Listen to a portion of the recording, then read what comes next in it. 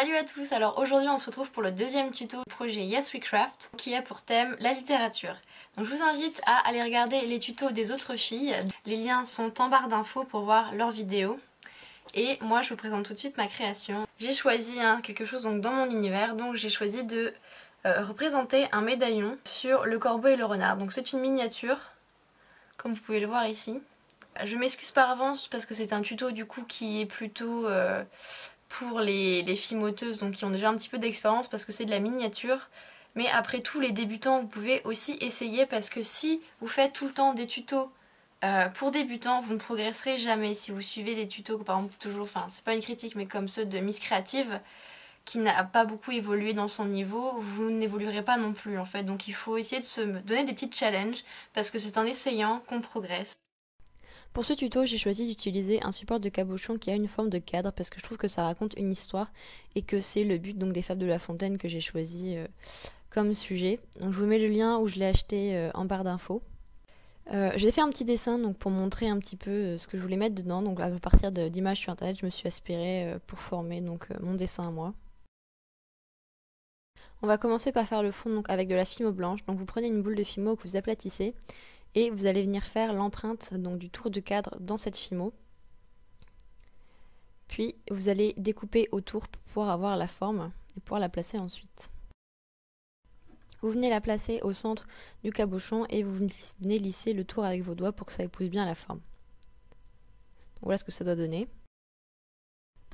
Pour faire le fond, on va utiliser des pastels secs donc bleus. Vous venez faire un dégradé donc en laissant le bas du médaillon blanc. Vous pouvez aussi faire un dégradé en fumé, mais moi j'aime pas trop ça parce que je trouve que ça fait quelque chose de vraiment trop opaque alors qu'avec la pastel il y a un rendu vraiment plus doux.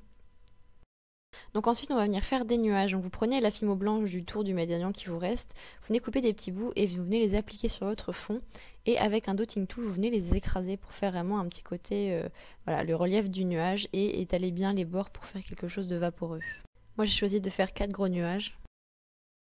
Une fois les nuages texturés, vous venez couper l'excédent donc de nuages autour pour avoir un tour qui est propre et obtenir quelque chose comme ça. On va venir ensuite utiliser de la fimo verte, donc si vous reste des restes de mon tuto précédent, ou sinon vous pouvez voir dans mon tuto lapin donc les mélanges à faire pour avoir cette couleur verte. Vous venez l'appliquer donc en bas du médaillon et avec votre dotting tool vous venez l'aplatir un petit peu pour que ça fasse un petit peu de relief. Vous coupez bien pour que ça s'ajuste au bord du médaillon. Avec une brosse à dents, vous allez venir faire un petit peu de relief, donc faire attention à ne pas en faire sur le ciel. Puis vous coupez l'excédent, donc c'est toujours si ce n'est pas net. Avec un cure-dent, vous allez venir écraser un petit peu le haut pour faire des effets de brin d'herbe. Et avec une pointe, vous allez venir aussi faire des petits effets de texture avec des petits traits pour faire de l'herbe. Vous venez mettre un petit peu de pastel vert foncé pour ajouter du réalisme. Le fond est terminé, maintenant on va s'attaquer à la scène. On va venir faire un effet bois, donc vous venez rouler un petit rondin de fimo noir, donc un petit colombin fin. Et pareil avec de la fimo chocolat et de la fimo caramel, donc des rondins un petit peu plus épais. Vous venez enrouler les deux marrons donc ensemble. Vous les mélangez de façon à avoir des marbrures. Comme ça, vous les tournez pour pouvoir avoir vraiment des stries. Et vous venez enrouler le petit colombin donc autour, pour avoir un effet marbré avec des parties noires qui sont beaucoup plus fines que les parties marron clair et foncé. Donc plusieurs fois vous enroulez comme ça pour avoir un côté strié et vous venez mélanger jusqu'à avoir un effet bois qui vous plaît. Ensuite on va venir aplatir pour pouvoir faire l'arbre. Vous venez passer votre arbre sur le côté du cadre. Vous aplatissez bien et vous coupez grossièrement l'excédent. On va venir ensuite faire les branches. Vous venez donner à votre branche la forme que vous voulez, puis vous venez rajouter des ramifications pour que votre branche ait la dégaine que vous voulez avec un grand nombre de ramifications ou pas. Avec votre dotting tool le plus fin, avec un cure-dent, vous allez venir faire des effets bois donc sur les branches et sur le tronc. Avec des pastels secs marron foncé, on va venir en appliquer un petit peu sur le tronc et sur les branches pour donner un petit peu plus de réalisme au bois. Vous obtenez ceci avec un bel arbre au tronc bien texturé. Encore une fois, vous venez couper l'excédent si ça dépasse. Vous renouvelez toutes ces opérations pour ajouter une petite racine en bas. On va venir faire ensuite des petits rochers, donc vous prenez un petit peu de fimo blanche et vous coupez des petits bouts qui sont irréguliers.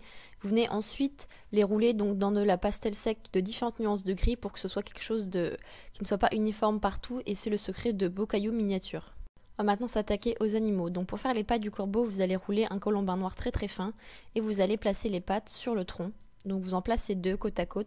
Faites attention qu'elles soient bien écartées parce que sinon en vrai l'oiseau il tombe. Maintenant, vous venez rajouter les griffes avec des tout petits bouts noirs très fins. Voici ce que ça donne, donc on voit pas grand chose parce que c'est vraiment tout petit. On va venir s'attaquer au corps de notre cher corbeau. Donc vous faites une forme de goutte qui est plus fine au bout et vous venez la placer sur les pattes de votre corbeau. Donc ça c'est le corps sans la tête. On va venir ajouter deux boules noires en haut de ses pattes, donc pour faire un petit peu comme ses cuisses pour pas qu'il ait les jambes toutes nues. On va venir faire sa tête, donc avec une petite boule dont on coupe le bout, qu'on vient appliquer sur le corps. Donc vous liez bien avec votre dotting tool pour lier le corps avec la tête. Vous faites une forme de goutte plus fine pour faire les ailes et également un petit bout allongé pour faire donc sa queue que vous venez placer sur le bout du corps et que vous venez lier avec votre dotting tool. Vous venez placer les ailes et vous liez le haut des ailes avec le reste du corps. Vous avez un corbeau qui commence à ressembler à quelque chose au niveau du corps. Avec une pointe, vous allez venir faire des petits effets de plumes, donc en faisant des petits traits un petit peu comme des poils. Vous venez placer une toute petite boule de fimo argenté pour faire son œil.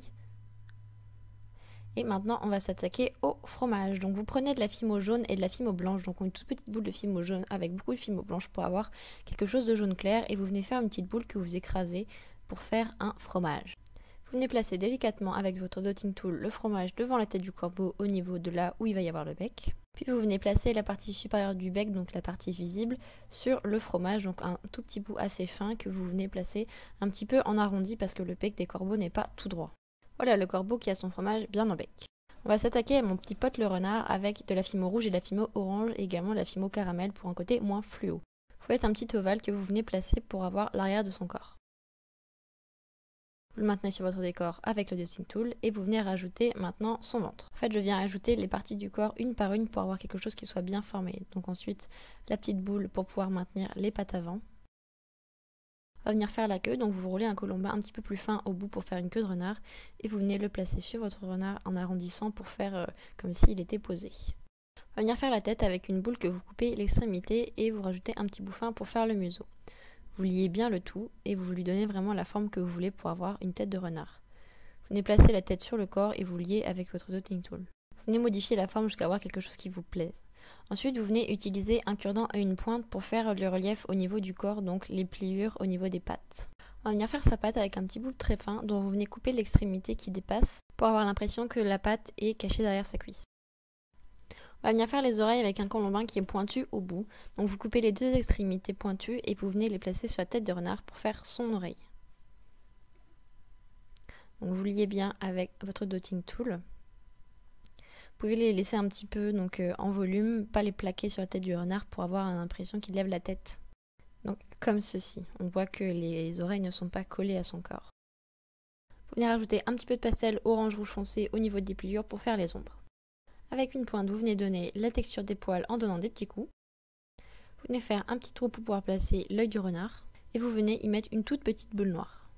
Donc voilà, le renard avec son œil. La partie modelage est terminée, donc vous pouvez mettre au four. On va venir peindre les détails du renard avec de l'acrylique. Donc vous prenez de l'acrylique blanche que vous diluez un petit peu avec de l'eau pour pouvoir avoir quelque chose de moins opaque. Vous venez peindre le bas de la queue et le bas de son museau. Et également son ventre. Vous prenez de l'acrylique noir que vous diluez avec un tout petit peu moins d'ocre blanche et vous venez peindre le bout des oreilles et également le bas de la patte, donc c'est la partie qui est cachée derrière sa cuisse. Vous faites également sa truffe. Et voilà, votre création est terminée. Donc moi maintenant je vais la vernir avec le vernis mat de chez Fimo par souci de réalisme. Donc vous vernissez toute la surface Fimo pour la protéger. Et voilà, c'est terminé. Le bijou est terminé, j'ai choisi de le monter avec une goutte en acrylique fasté bleu transparente et également des perles fastées qui sont en verre. N'hésitez pas à me dire si ça vous a plu et à me montrer vos créations que vous avez faites avec ce tuto et également me dire s'il y a des choses que je devrais changer dans la façon de tourner mes tutos. Je vous invite à vous abonner à ma chaîne et également à celle des autres filles du projet Yes We Craft pour pouvoir suivre les prochains tutos. Et moi, je vous dis rendez-vous mercredi 17 à 17 h pour le prochain tuto du projet.